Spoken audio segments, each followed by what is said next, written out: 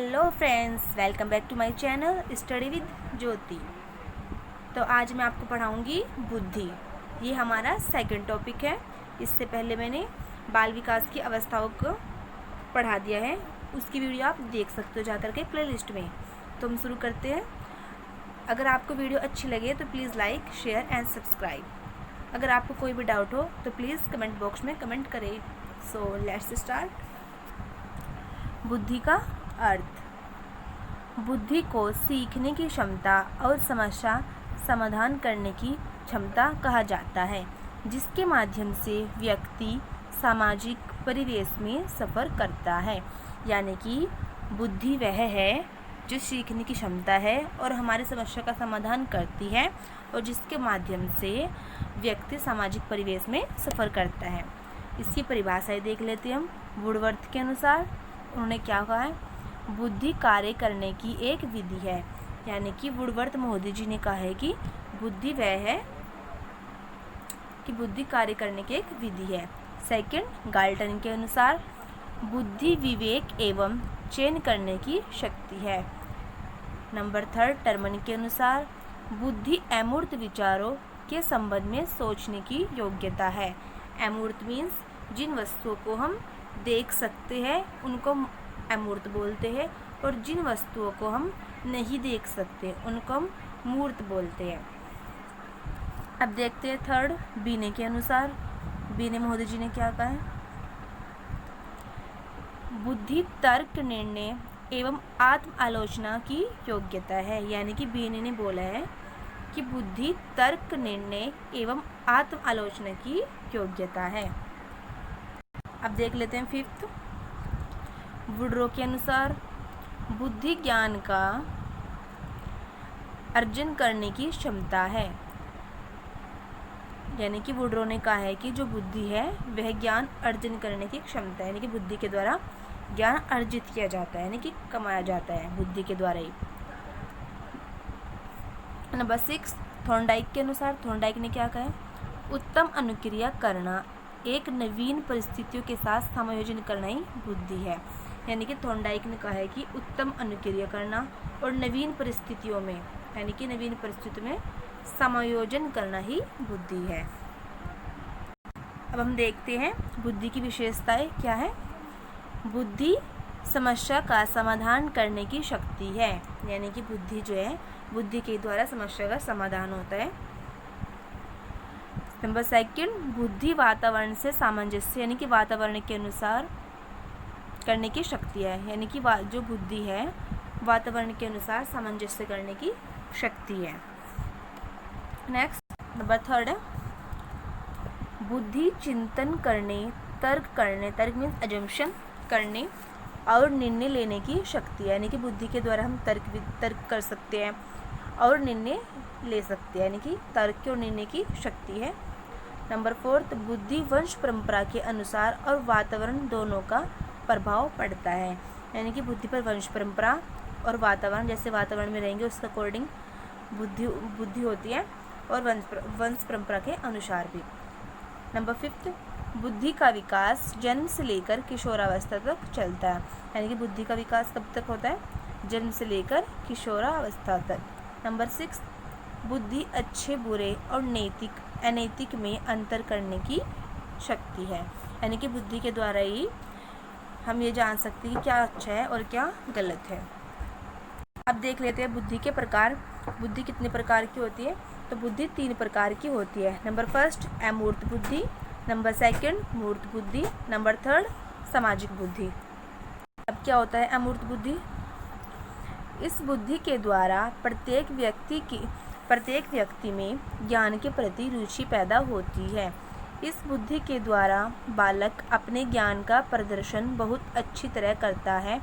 सूक्ष्म तत्व की जागृति और नए चिंतन इसी बुद्धि के द्वारा होते हैं। यानी कि जो अमूर्त बुद्धि होती है, जो अमूर्त बुद्धि के व्यक्ति होते हैं, वे अपने ज्ञान का प्रदर्शन बहुत अच्छी तरह से करते हैं, और सूक्ष्म तत्व की जागृति और नए चिंतन इसी बुद्धि के द्वारा होते हैं। जो इस बुद्धि में निपुण व्यक्ति होते हैं वे अच्छे दार्शनिक, साहित्यकार, वकील आदि होते हैं। नेक्स्ट है मूर्त बुद्धि। इस बुद्धि के द्वारा व्यक्ति यंत्रों में रुचि लेना और उनके कलपुर्जों को बनाने में तथा उनको चलाने में रुचि रखते हैं। इस बुद्धि में निपुण व्यक्ति इंजीनियर, अच्छा कारीगर आदि होते हैं। इस बुद्धि को यांत्रिक बुद्धि भी कहा जाता है। इट मीन्स यानी कि जिनकी मूर्त बुद्धि होती है वे व्यक्ति ज़्यादातर यंत्रों को चलाने में, उनको बनाने में ज़्यादा रुचि रखते हैं। जिनकी मूर्त बुद्धि होती है वो अच्छे इंजीनियर, कारीगर आदि होते हैं। मूर्त बुद्धि को ही यांत्रिक बुद्धि भी कहा जाता है। पूछ भी लिया जाता है कि मूर्त बुद्धि किसे कहा जाता है, तो यांत्रिक बुद्धि को ही मूर्त बुद्धि कहा जाता है, या मूर्त बुद्धि को यांत्रिक बुद्धि कहा जाता है। नंबर 3, सामाजिक बुद्धि। इस बुद्धि के द्वारा व्यक्ति सामाजिक कार्यों में भाग लेते हैं तथा एक दूसरे के साथ मिलजुल कर रहना, अच्छा व्यवहार करना तथा समाज में अपना अनुकूलन बनाए रखना इसी बुद्धि के द्वारा होता है। इस बुद्धि में अच्छे व्यक्ति, नेता तथा सामाजिक कार्यकर्ता होते हैं। यानी कि जिनकी सामाजिक बुद्धि होती है वे समाज के कार्यों में भाग लेते हैं, एक दूसरे के साथ मिलजुल कर रहना, अच्छे व्यवहार करना, समाज में अपना अनुकूलन बनाए रखना सामाजिक बुद्धि के द्वारा होता है। जो इस बुद्धि में निपुण व्यक्ति होते हैं वे अधिकतर नेता तथा सामाजिक कार्यकर्ता होते हैं। अब देख लेते हैं बुद्धि को प्रभावित करने वाले कारक। एग्जाम में आया भी है ये क्वेश्चन। नंबर 1, वातावरण।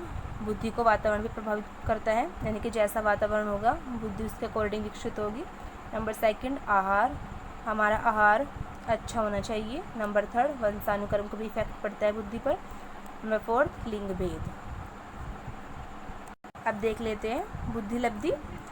जर्मनी के मनोवैज्ञानिक स्टर्न ने बुद्धि लब्धि का विचार प्रतिपादित किया था। अगर पूछा जाए कि किसने बुद्धि लब्धि का विचार प्रतिपादित किया था, तो जो जर्मनी के वैज्ञानिक थे स्टर्न, उन्होंने बुद्धि लब्धि का विचार प्रतिपादित किया था और उन्होंने ही इसे मानसिक लब्धि का नाम भी दिया था। यानी कि स्टर्न ने ही मानसिक लब्धि का नाम दिया था बुद्धि लब्धि को। बाद में 1916 ईस्वी में बीने ने मानसिक लब्धि का नाम बदलकर बुद्धि लब्धि किया। यानी कि जब स्टर्न ने इसको नाम दिया था मानसिक लब्धि का, फिर उसके बाद 1916 ईस्वी में बीने ने मानसिक लब्धि का नाम दिया। अब देखते हैं बुद्धि लब्धि आयु का सूत्र, ये भी बहुत इम्पोर्टेंट है। देखते हैं, मानसिक आयु बटा वास्तविक आयु इंटू 100। अब देख लेते हैं बुद्धि लब्धि की सारणी टर्मन के अनुसार।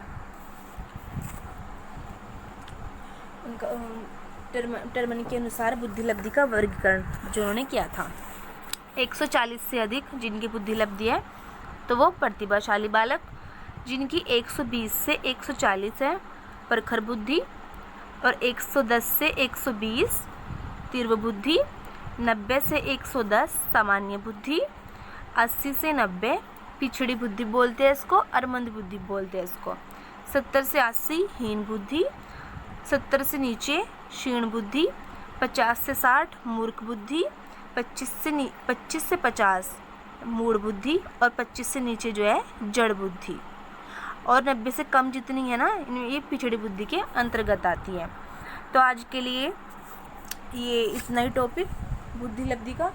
अगर आपको वीडियो अच्छी लगी हो तो प्लीज़ लाइक, शेयर और कमेंट करें, और कमेंट बॉक्स में बताएं कि आपको वीडियो कैसी लगी। Thank you.